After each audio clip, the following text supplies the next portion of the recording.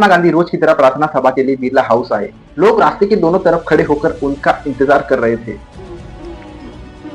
तभी भीड़ में से एक आदमी आगे आया। उसका नाम था नाथूराम गोडसे। उसने हाथ जोड़कर गांधी जी को नमस्ते किया और अचानक पिस्तौल निकालकर महात्मा गांधी जी पर 3 गोलियां चला दी।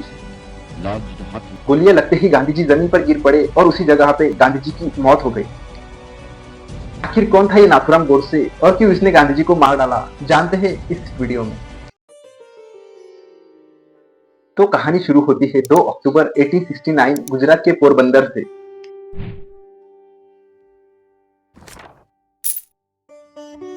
एक साधारण वैश्य परिवार में मोहनदास करमचंद गांधी का जन्म हुआ। उनके पिता दीवान थे और माता पुतलाबाई धार्मिक भक्त थी, जिन्होंने मोहन को सत्य, अहिंसा और व्रतों का पाठ पढ़ाया।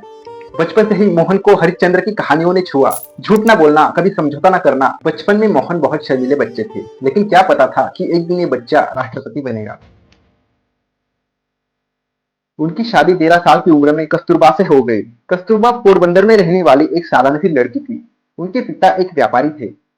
उस समय लड़कियों को ज्यादा पढ़ने लिखने की इजाजत नहीं थी, इसलिए कस्तूरबा भी ज्यादा पढ़ लिख नहीं पाई। शादी के कुछ दिनों बाद मोहन 1880 में लंदन वकालत पढ़ने चले गए, जहाँ पे उन्होंने शाकाहारी रहते हुए कानून की डिग्री हासिल की। डिग्री हासिल करने के बाद महात्मा गांधी पहली बार साउथ अफ्रीका आते हैं। एक दिन वो वहां पे ट्रेन में सफर कर रहे थे। उनके पास फर्स्ट क्लास टिकट भी था, लेकिन फिर भी उनको धक्के देकर उतार दिया गया, क्योंकि उनका रंग गोरा नहीं ब्राउन था। इस अपमान के बाद गांधी जी ने रंग भेद और अन्याय के खिलाफ लड़ने का फैसला किया। यहीं से उन्होंने अहिंसक संघर्ष का रास्ता चुना और शुरू किया सत्याग्रह। अगले 21 साल तक उन्होंने दक्षिण अफ्रीका में भारतीयों के अधिकारों के लिए संघर्ष किया। फिर 1940 में महात्मा गांधी भारत लौटे। अब उनके पास एक नया संदेश था, स्वदेशी अपनाओ, स्वराज्य हासिल करो। 1950 में गांधी जी ने चंपारण में नील किसानों की लड़ाई लड़ी, जहां पे ब्रिटिश शोषण के खिलाफ सत्याग्रह चलाया। 1920 में असहयोग आंदोलन शुरू किया, जिसमें देश भर के लोग ब्रिटिश वस्तुओं का बहिष्कार करने लगे। 1930 का नमक सत्याग्रह दांडी यात्रा के साथ चरम पर पहुंचा, जहां पर गांधी जी ने समुद्र में नमक बनाकर कानून तोड़ा। लाखों गिरफ्तारियां हुई, लेकिन अहिंसा अटल रही। भारत छोड़ो आंदोलन 1942 में चला, जिसमें गांधी जी ने कहा, करो या मरो। जेल में बंद रहने के बावजूद ब्रिटिश राज्य को आंदोलन ने तहस नहस कर दिया था। महात्मा गांधी छुआछूत के खिलाफ लड़े, हरिजनों को मंदिर प्रवेश दिलाया और खादी चरखा को स्वावलंबन का प्रतीक बनाया और सादा जीवन जीते हुए उन्होंने राष्ट्र को एकता का संदेश दिया। 1947 में भारत आजाद हुआ, लेकिन साथ ही ये हुआ पार्टीशन ऑफ इंडिया। देश 2 हिस्सों में बढ़ गया, भारत पाकिस्तान।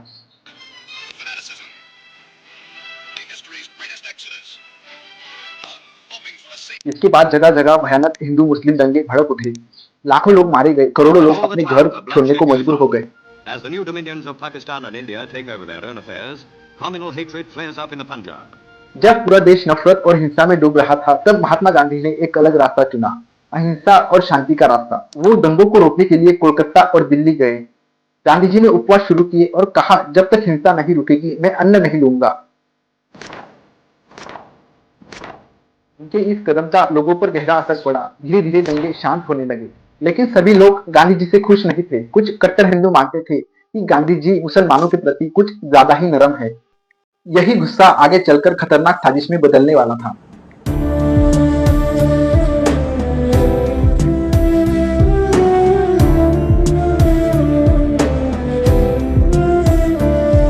नाथूराम विनायक गोडसे हिंदू महासभा के कार्यकर्ता थे, जो गांधी जी को भारत विभाजन और पाकिस्तान को 55 करोड़ देने के लिए जिम्मेवार मानते थे।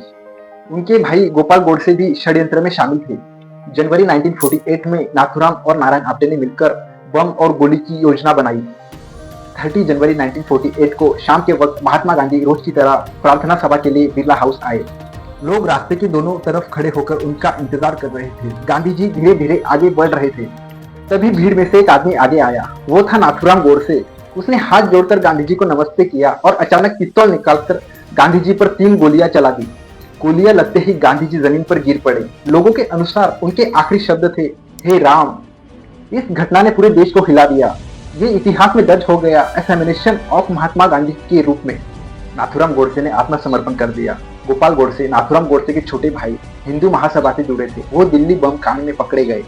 गोपाल गोडसे को अदालत ने आजीवन कारावास की सजा सुनाई, जबकि नाथूराम और आप्टे को फांसी हुई। 1964 में रिहा होने पर गोपाल ने झूठा लोकनायक किताब लिखी। इस किताब में उसने अपने भाई के विचारों का खुलकर बचाव किया था। गांधी जी की हत्या ने देश को स्तब्ध कर दिया, लेकिन उनकी मृत्यु के बाद भी उनकी सबसे बड़ी सीख याद रखी गई। अहिंसा और शांति ही सबसे बड़ी ताकत है। राजघाट पर आज भी उनकी समाधि लाखों लोगों को प्रेरित करती है। नाथुराम गोडसे का कोई बेटा नहीं था, लेकिन उसके भाई गोपाल गोडसे के वंशज आज भी कभी कभी विवादों में चर्चा में आते रहते हैं। ये पूरी कहानी हमें एक बहुत बड़ी सीख देती है। हिंसा कभी समस्या का समाधान नहीं हो सकती। तो ये थी अनसुनी कहानी महात्मा गांधी, संघर्ष, जीत और वो सबक जो आज भी प्रासंगिक है।